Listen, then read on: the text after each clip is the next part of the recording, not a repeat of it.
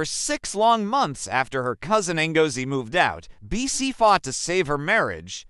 The weight of the loans they'd taken out was heavy, a constant pressure, but she believed they could overcome it together. Her husband, Chief, swore he had never been unfaithful.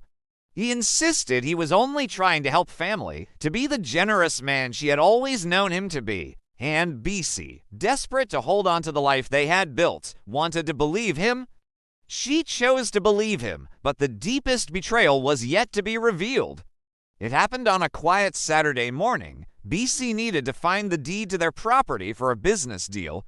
Chief had gone to one of his construction sites, leaving his briefcase behind in the study. BC knew the combination. They had no secrets from each other, or so she thought.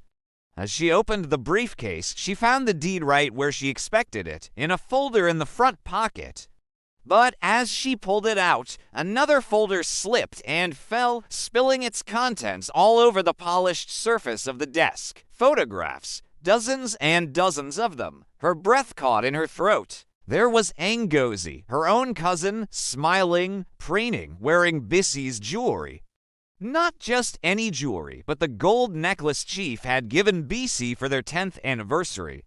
The background was sickeningly familiar. It was Chief's study, the very room she was standing in.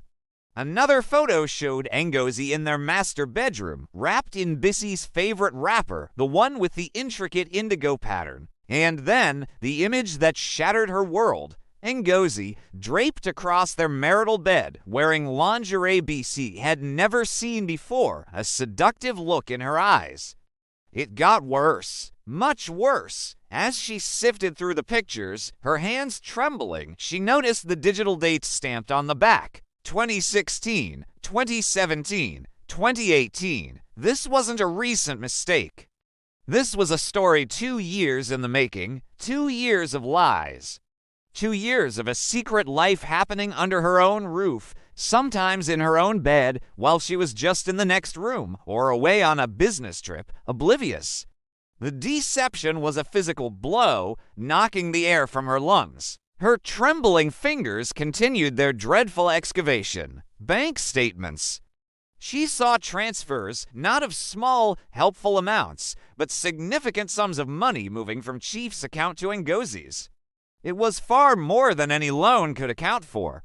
Then, printed out text messages, entire conversations, pages of them. The exchanges were intimate, filled with inside jokes and pet names that Chief had once reserved only for her. "My queen," one message from her husband to her cousin read. "Can't wait to see you tonight after BC sleeps." The words burned into her memory, a cruel brand on her heart. There was more, a business registration document.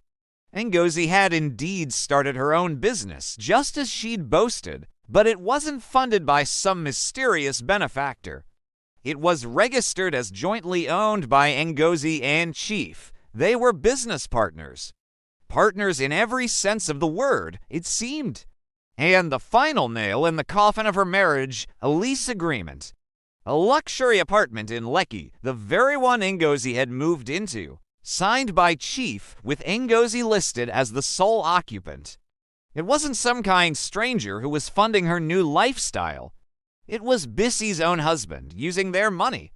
That evening, when Chief walked through the door, whistling a cheerful tune, he found BC sitting in the dark study. She hadn't bothered to turn on the lights. The only illumination came from the faint glow of the street lights outside, casting long shadows across the room. The photographs were spread before her on the desk like a deck of tarot cards, each one predicting a future of ruin and sorrow. "BC," he started, his voice full of false concern. She held up a hand, a gesture that stopped him cold. "Don't," she said. Her voice was shockingly steady, devoid of the tears and hysteria he might have expected. It was the calm of a hurricane's eye. "Don't say a single word. I want you to pack your things and leave. Tonight, it's not what you think," he stammered, taking a step forward. "It's exactly what I think," BC said, finally looking up at him. Her eyes, once filled with so much love for him, were now as cold and hard as stone. You had an affair with my cousin, in our house, in our bed. You gave her my money, my jewelry, my life, and you lied to me. For 3 years, you looked me in the eye and lied. I'm sorry, sorry. A laugh escaped her lips, but it was a broken, hollow sound.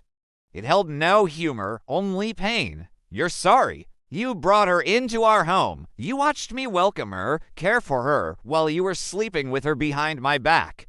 I trusted you. I trusted her. He tried to explain then, a pathetic attempt to salvage the wreckage. He painted himself as the victim. Ngozi had seduced him, he claimed. It had all started so innocently. She came to him with her problems, and he just wanted to help. Then one night, she kissed him, and he was weak. He said it spiraled from there, that he was trapped. He claimed he tried to end it multiple times, but Ngozi threatened to tell BC everything, to destroy their family. BC listened to his entire, pathetic monologue, her expression unreadable. When he finally ran out of excuses and fell silent, she asked the only question that truly mattered. Her voice was quiet, almost a whisper. Did you love her? The silence stretched on for a fraction of a second too long. The hesitation, the flicker in his eyes before he could craft his answer. That tiny pause told her everything she needed to know. It was the truth, raw and undeniable, in the space between his lies. The story of this family was about to take a dramatic turn, and nothing would ever be the same again. Make sure you follow to find out what happens next in this unbelievable story of betrayal. BC could have let it end there, divorce, divide the property, and just try to move on with her life. But something Ngozi had said months earlier just wouldn't leave her mind. It was a single phrase that replayed over and over. I had to survive somehow. What if the affair, the loans, the stolen money? What if all of it was just the tip of the iceberg? What if it was all part of something much, much bigger? Driven by this unsettling feeling, BC decided she couldn't just let it go. She hired a private investigator. Her lawyer recommended him a retired police officer named Mr. Adelick, known for being discreet and thorough. What he uncovered over the next 3 months was nothing short of staggering. It would change everything BC thought she knew. First, the identity. Ngozi Okafor wasn't who she claimed to be. Her entire life story was a fabrication. Remember the abusive husband back in Onitsha, the reason she had to flee? A complete lie. She had never been married. The family that had supposedly disowned her for escaping that marriage. Also not true. The real reason she was estranged from them was fraud.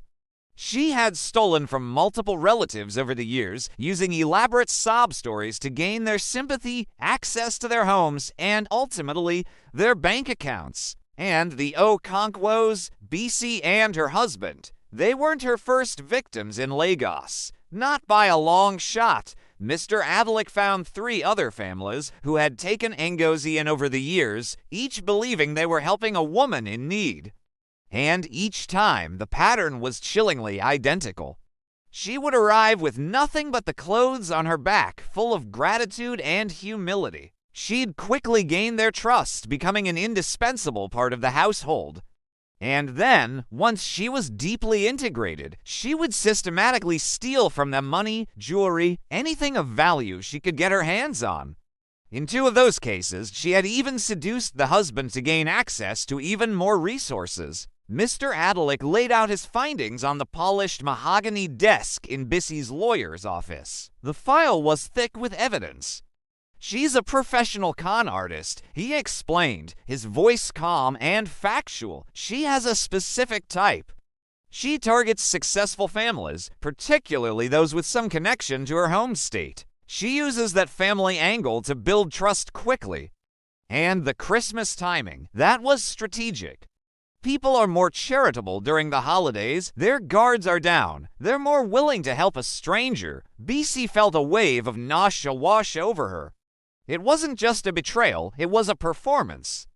Everything had been calculated. The way Ngozi had bonded with her children, making them adore her. Her helpful nature around the house, always willing to lend a hand. The gradual, almost imperceptible transformation from a grateful, timid guest into a confident, assertive member of the household. It had all been an act, a meticulously rehearsed con. But the revelations didn't stop there. It got worse.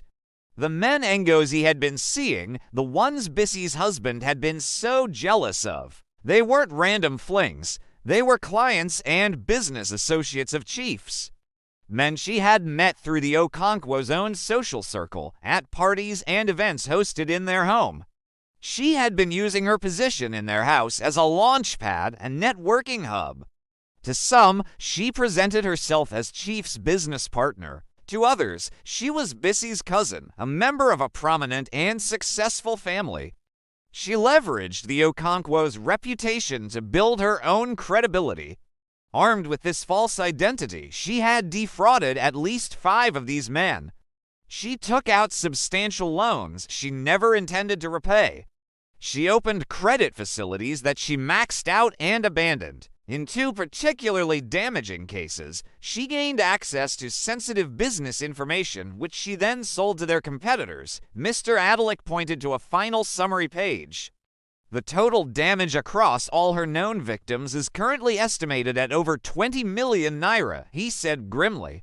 And based on our timeline, she's been doing this for at least 8 years. Bissie just sat back in her chair, stunned into silence. 8 years, multiple families, millions of naira. This wasn't just a house guest who went wrong. This was a predator. Finally, she found her voice and turned to her lawyer. Can we prosecute? Her lawyer nodded, his expression serious. Absolutely. We have her on fraud, theft, conspiracy. The evidence Mr. Adalik has gathered is solid. It's a very strong case, but I have to warn you, Mrs. Okonkwo, going public with this, taking this to court, will mean exposing everything. Your husband's affair will become public record.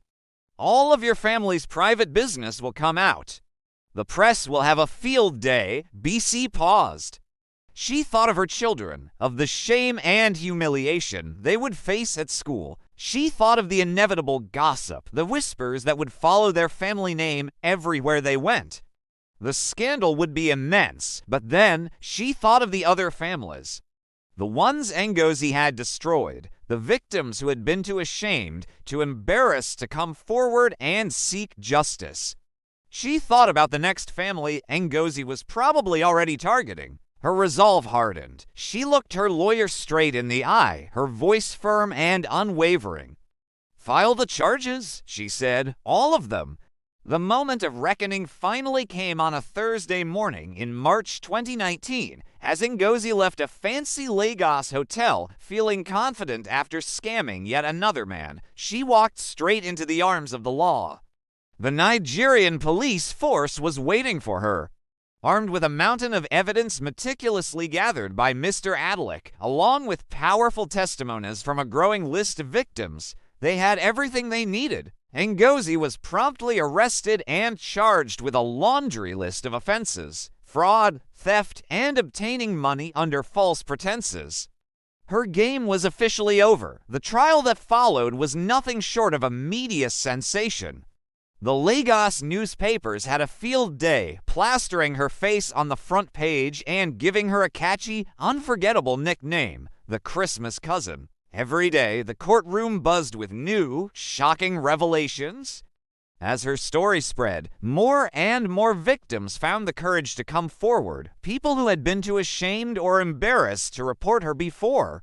It was like a dam breaking. The trial slowly peeled back the layers of her elaborate scheme, revealing a highly sophisticated operation. This wasn't just a one-woman show. Ngozi had a stash of fake documents, multiple identities, and a shadowy network of accomplices.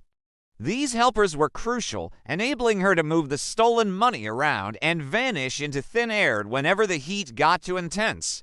It was a well-oiled machine of deceit, and the public was absolutely captivated by every lurid detail that emerged. When Ngozi took the witness stand, any hope for a tearful confession or a sign of remorse was quickly shattered.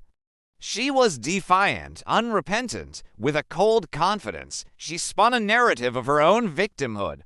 She claimed she hadn't chosen this life, but had been forced into it by a cruel combination of poverty and a society that she said offered no real opportunities for women. She tried to paint herself not as a predator, but as a righteous warrior fighting back against a system that was fundamentally rigged against her. They had everything, she declared, her voice ringing with indignation as she pointed a finger directly at BC in the courtroom. Houses, cars, money, comfort. I had nothing. Her voice rose, filled with a theatrical sense of injustice. I did what I had to do to survive, and if that's a crime, then this whole country is guilty. It was a bold, audacious performance designed to win sympathy and reframe her crimes as acts of rebellion. But BC, sitting there in the courtroom, wasn't buying it. She looked at the woman who had once been her cousin, the woman she had welcomed into her home with open arms, the woman she had trusted with her own children. And she felt nothing, no pity, no flicker of understanding, just a profound and icy anger. The warmth and affection she once felt had been completely extinguished, replaced by the cold, hard reality of betrayal. This woman on the stand wasn't a victim, she was a predator who had preyed on her family's kindness. Bissie's heart was a block of ice. Hardened by the pain Ngozi had inflicted, she watched the proceedings with a steely resolve, waiting for justice to be served. There was no room for forgiveness, only for the truth to finally come to light. The prosecutor was brilliant, methodically and systematically dismantling Ngozi's carefully constructed defense. He painted a very different picture from the one Ngozi had presented. He used her own actions to expose the lie of her survival narrative. Was survival about taking first-class flights to exotic destinations? Was it about staying in the most luxurious hotels? Was it about draping herself in designer clothes and expensive accessories? He presented evidence of her lavish lifestyle, showing the court exactly where the victim's money had gone. While her victims were left grappling with crippling debt, fractured relationships, and even broken marriages, Ngozi was living the high life. The prosecutor made it crystal clear, this wasn't about desperation. This was about pure, unadulterated greed. The jury and the public saw the stark contrast, and Ngozi's self-portrait as a struggling survivor began to crumble under the weight of the evidence. One of the most dramatic moments of the trial was when Chief took the stand. His voice was heavy, thick with shame and regret as he testified about the affair.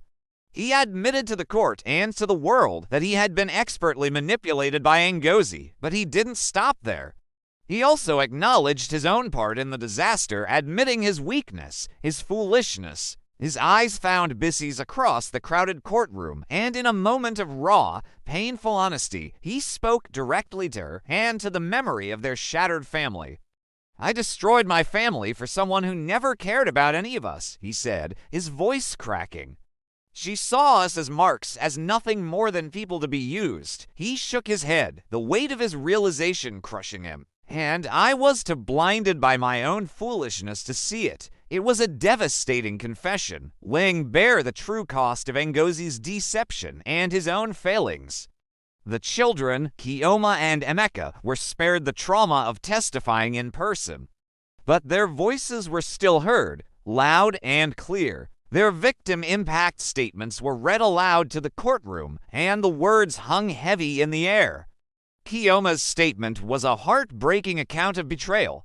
She spoke of the love she had for the cousin who had come to stay, the fun they had, the secrets they shared. And then she described the crushing pain of learning it was all a lie, that the person she had adored was a fraud who had been planning to hurt her family all along. Emeka's statement was just as powerful, revealing the deep-seated fear the experience had left him with. He described his nightmares filled with images of strangers in their home, of the security and safety of his world being violated. As the clerk read their words, a silence fell over the room. The judge listened intently to every word, his expression growing harder and more stern with each sentence. The emotional toll on the family, especially the children, was now undeniable, and it was clear that this evidence was having a profound impact. It was the final, devastating piece of the puzzle, showing the full scope of Ngozie's cruelty. Let us rewind to a chilly November morning in 2019. The air in the courtroom was thick with a tension you could almost taste. 5 years. It had been nearly 5 long years since a woman named Ngozi first appeared at the Okonkwo family's gate, a stranger with a story that tugged at their heartstrings. Now, she stood before a judge, her face a blank mask, as the final chapter of her elaborate deception was about to be written. This wasn't just a story about a crime, it was a story about betrayal, about the twisting of kindness into a weapon, and about how a family's deep-rooted values were systematically exploited. To truly understand the gravity of that moment, we have to go back to the beginning. Imagine a typical, loving family, the Okonkwos. At the heart of this family was Bisi, a woman known for her warmth, her success born from sheer hard work, and a genuine desire to help others. The Okonkwos lived by a principle deeply ingrained in many African cultures, the profound importance of family and hospitality. Their door was always open, a metaphorical and literal symbol of their willingness to support those in need. It was this very strength, this beautiful aspect of their character, that would become their greatest vulnerability. One afternoon, Ngozi arrived. She wasn't just a stranger. She claimed a distant family connection, weaving a tale of hardship and unfortunate circumstances.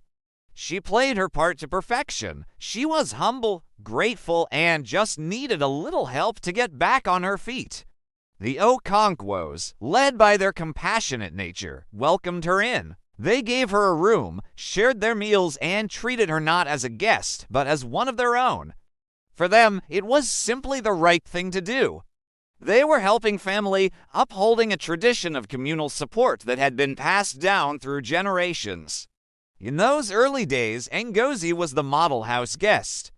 She helped with chores, listened intently to family stories, and slowly, meticulously, she began to map out the family's life. She learned about their finances, their businesses, their routines, and most importantly, she learned about their trust. Bisi, in particular, took Ngozi under her wing. She saw a woman who seemed lost and wanted to offer her the same opportunities she had fought for.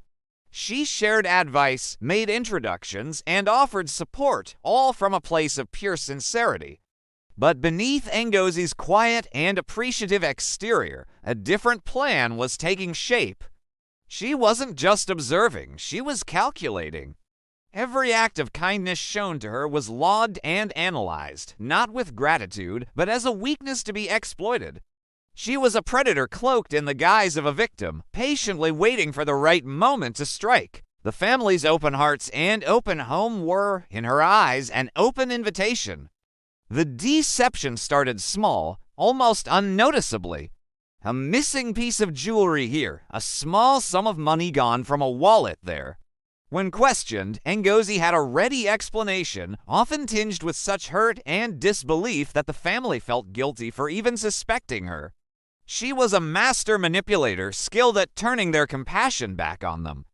"How could you think that of me?" she'd say, her eyes welling with tears, "after everything you've done for me." And they would apologize, their suspicions soothed by her performance. Emboldened by these early successes, Ngozi's schemes grew more ambitious. She began to use the family's good name and their financial information to commit fraud. She forged signatures, opened credit lines, and diverted funds, all while maintaining her facade of the grateful, down-on-her-luck relative. She learned the rhythms of their lives so well that she could operate in the shadows without raising alarm. She was living a double life under their very roof. While the Okonkwos saw her as family, she saw them as a resource to be drained. The financial toll was staggering, but the emotional devastation was far worse. The trust that had been the bedrock of the Okonkwo family began to erode.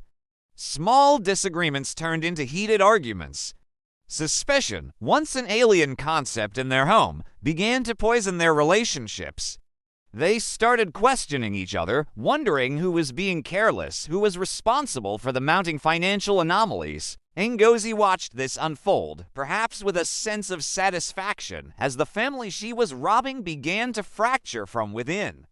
She had not only infiltrated their home, she was actively dismantling it, piece by piece. BC was the first one to realize the true extent of the betrayal. It was a slow, dawning horror.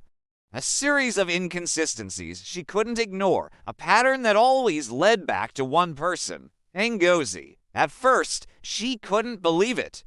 The woman she had mentored, the woman she had treated like a sister, could she really be capable of such cold, calculated cruelty? The evidence, however, became undeniable. Bank statements, forged documents, and a trail of deceit that was as clear as it was shocking. The moment of confrontation was explosive. The mask finally fell, and the humble, grateful woman was replaced by someone cold and defiant. The family was left reeling, grappling with the dual shock of the financial ruin and the profound personal betrayal. The woman they had sheltered and supported had been systematically destroying them from the inside out. The legal battle that followed was long and arduous. It forced the Okonkwo's to relive every painful detail of the deception, to lay bare their trust and their vulnerability for the world to see. Which brings us back to that November day in the courtroom. The judge's voice was firm, carrying the weight of the 5-year saga. Ngozi was found guilty. Not on 1 or 2 counts, but on 17 separate counts of fraud, theft, and conspiracy. The sheer number of charges spoke to the depth and breadth of her crimes. This wasn't a one-time mistake, it was a sustained, deliberate campaign of destruction. Then came the sentence, 12 years in prison. And the judge added a crucial stipulation, no possibility of parole for the first 6 years. He wanted to make it clear that this was not a minor offense. But it was his words, his sentencing remarks, that truly captured the essence of the tragedy. He looked directly at Ngozi, and he didn't mince his words. "You are a predator," he said, the words hanging in the silent courtroom. He explained that her crime went beyond simple theft. You exploited the fundamental African value of family and hospitality. You turned our greatest strength, our willingness to help one another, into a weapon. The judge's words validated everything the Okonkwo's had felt. He saw that this was not just about money, it was an attack on their culture, on their very identity. He continued, his voice filled with a mixture of sorrow and steel. You have destroyed families, ruined lives, and shown no remorse. This was a critical point.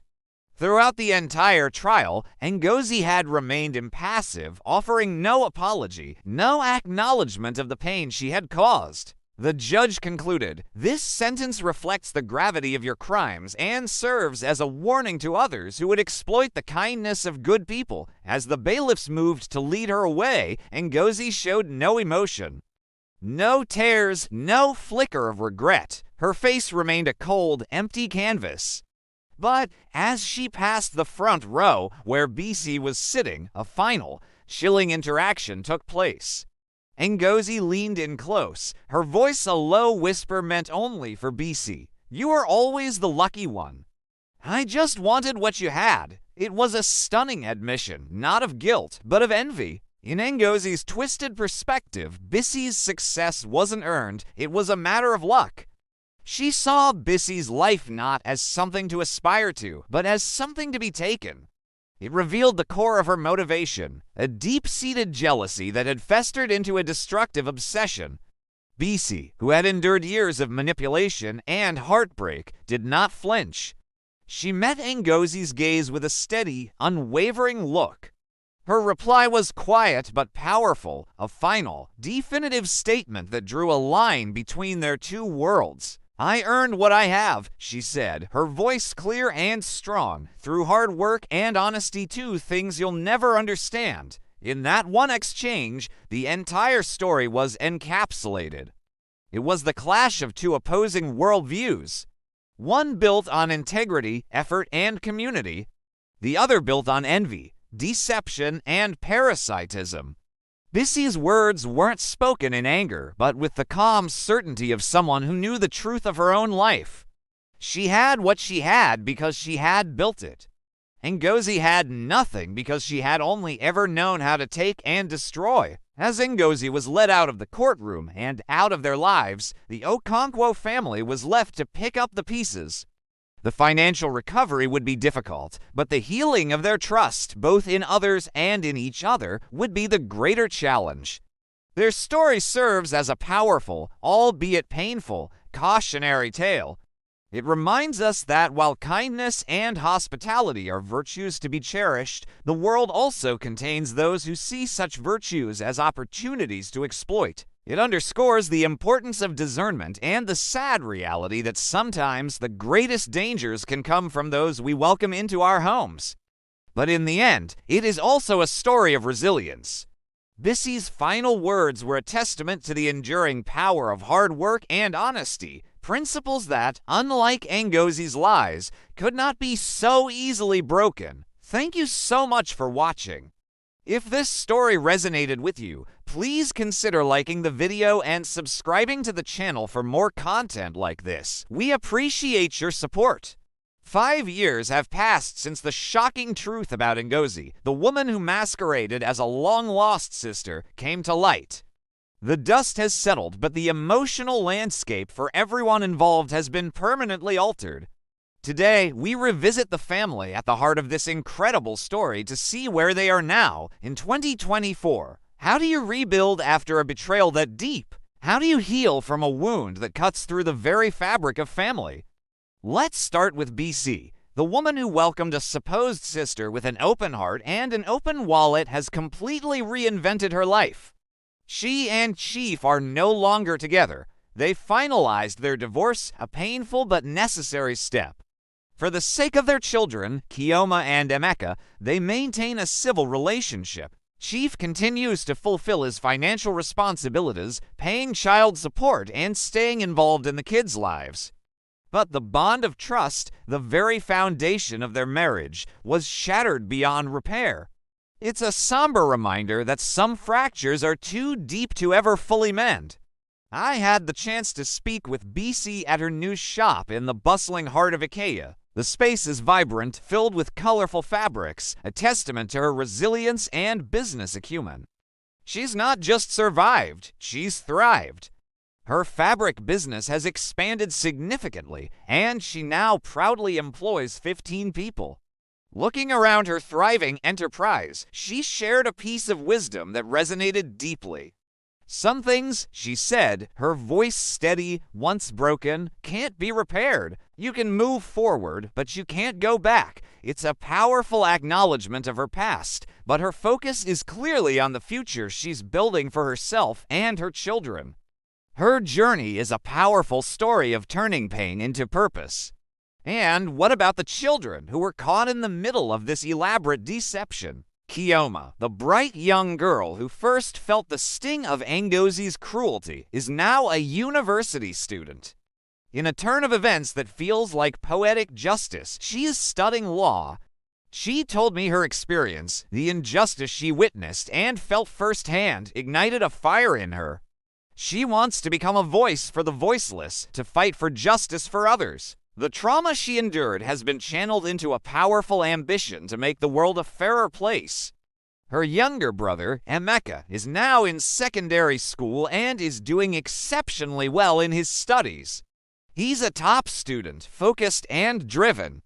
However, the emotional scars for both children are still healing. Bissie made the crucial decision to get them into therapy. Together, they are working through the complex feelings of betrayal and confusion. It's a long process, learning to trust again after someone you considered family turned out to be a predator.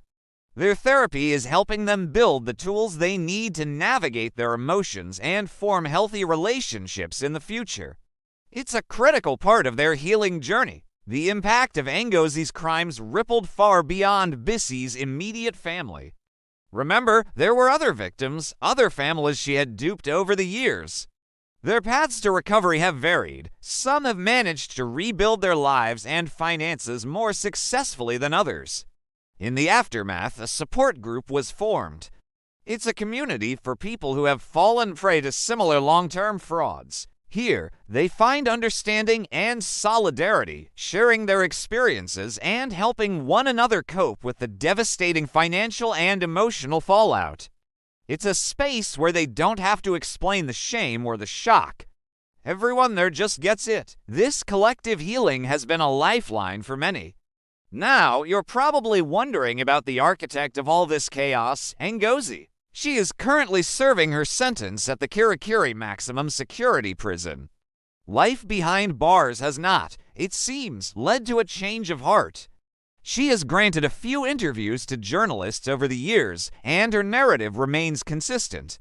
She continues to claim that she is a victim herself, that society failed her first, pushing her into a life of crime. She shows little remorse for the families she tore apart. Unsurprisingly, she has filed multiple appeals to have her sentence overturned or reduced. Every single one has been rejected by the courts. As it stands, her earliest possible release date is in 2025, but whether she will be granted parole remains to be seen. And finally, let's not forget the hero of this story, the man who pieced it all together, Mr. Adalik, the sharp-witted private investigator who uncovered Ngozi's web of lies, has since channeled his expertise into education. He now runs training sessions for families, teaching them how to protect themselves from sophisticated con artists like Ngozi. His workshops are incredibly valuable because he understands the predator's mindset from the inside out. "I want to leave you with a powerful warning," he shared.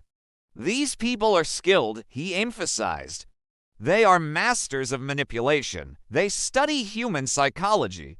They know that our strongest bonds, family ties, guilt, the innate desire to help are also our greatest weaknesses." He explained that con artists exploit our best intentions. So, what's the best defense?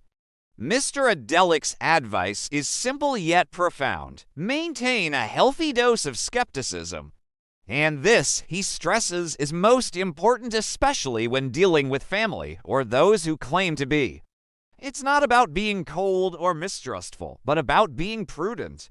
It's about protecting your heart and your home. The story of BC, Ngozi, and their families is a cautionary tale for our times. It teaches us about resilience, the strength of the human spirit to rebuild from ashes, and the critical importance of vigilance. Thank you for joining me on this journey back into one of the most incredible stories we've ever covered. If you found this update insightful, please like this video and subscribe to our channel for more deep dives into compelling true stories. Stay safe, and we'll see you next time.